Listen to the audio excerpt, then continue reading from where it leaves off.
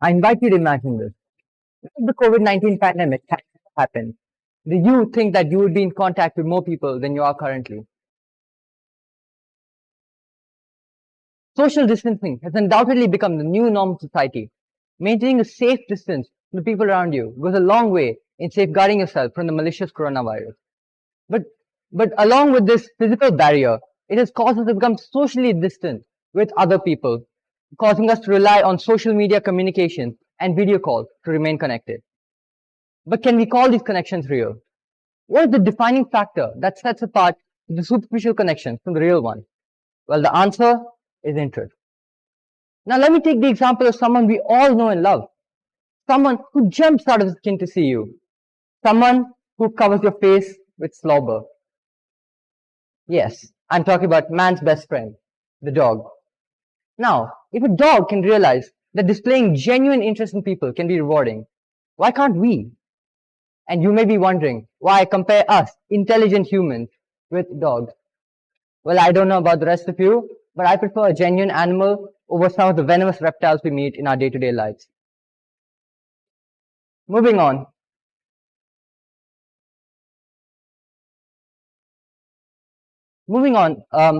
Taking an interest in people allows them to take an interest in you. If you take an interest in their sport or their passion, they'll automatically respond in kind and take an interest in you. Now, how do we retain these connections that we have made using this complex technique? Well, this can be done through the power of empathy, storytelling, and learning from our failures, all indispensable skills in both our professional and our private lives. To be able to empathize with someone and share someone else's sorrows is an incredible asset in relationship building.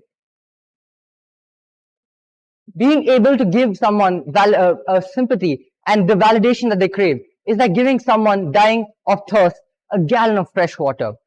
In fact, the thirst of the soul is more searing and parching than the thirst of the flesh can ever be. Let me examine this a bit better with the help of an example, a thought experiment, if you may.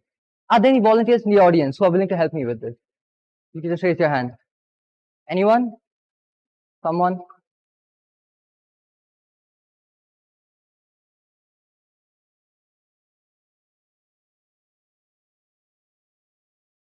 Lovely. Thank you. Why don't you tell me your name? Sorry? Arnav. Okay. Thank you, Arnav. So, why don't you go ahead and read that for me in a very convincing tone, yeah?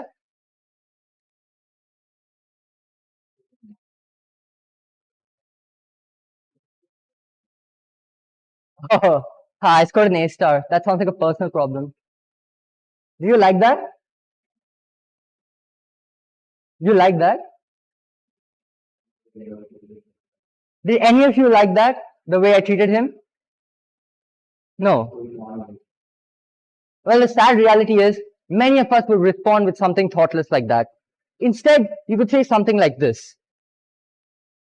I understand how you feel.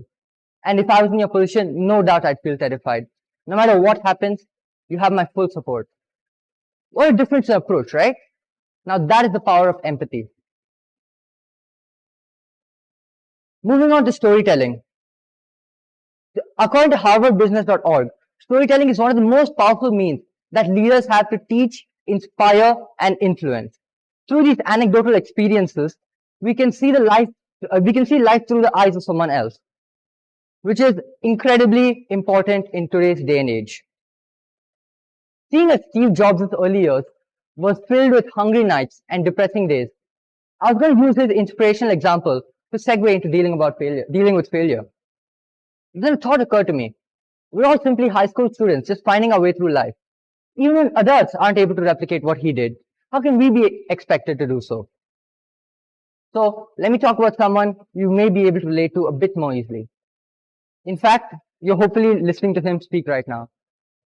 So before you start thinking, well, you're on the stage and you're wearing a fancy suit, it's easy for you to speak. I assure you, I did not get here without facing my fair share of failure, and I'm sure none of the other speakers did either. So moving on to the experience. Earlier this year, I applied to be a speaker for TEDx GI, my own school.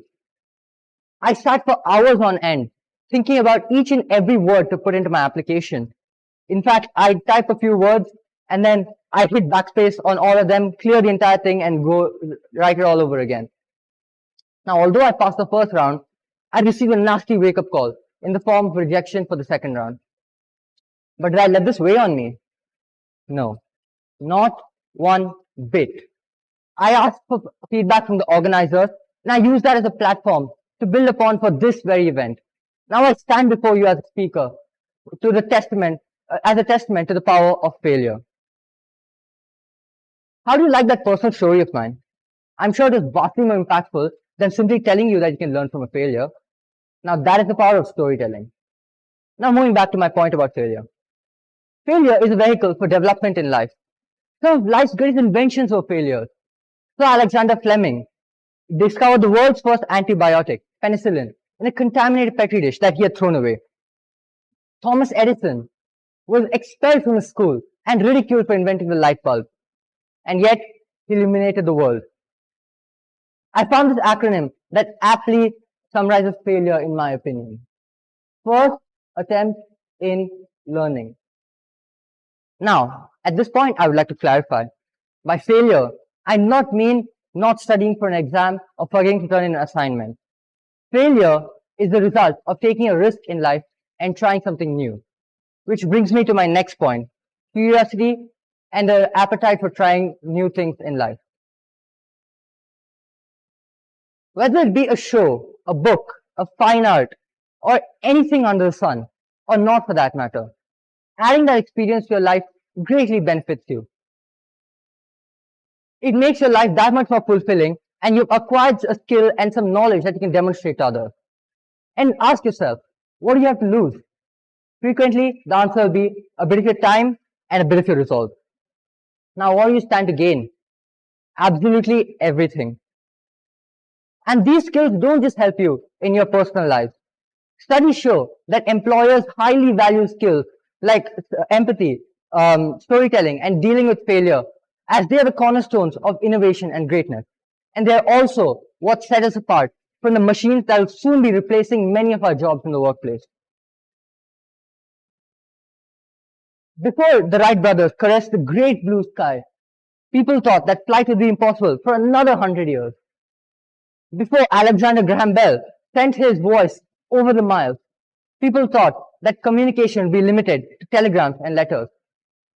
Now, if I had to stand here and list every single path-breaking invention that shifted the paradigm and the thinking of people, my 18-minute time limit would definitely not suffice.